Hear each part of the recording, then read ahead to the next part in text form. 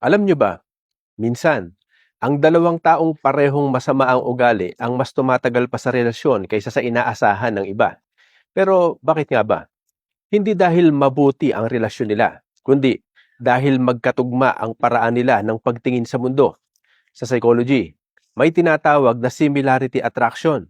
Mas madalas tayong makagaanan ng loob ang taong pareho natin ng values, ugali at pananaw, kahit negatibo pa ang mga ito. Halimbawa, kung pareho silang mahilig manira ng ibang tao, naiisip nilang normal lang iyon. Kung pareho silang mapanlamang o mapaghiganti, hindi nila agad nakikitang mali ang ginagawa ng isa't isa. Hindi pa dyan nagtatapos. May tinatawag ding mutual reinforcement. Habang pinapalakpakan nila ang masasamang ugali ng isa't isa, lalo itong tumitibay.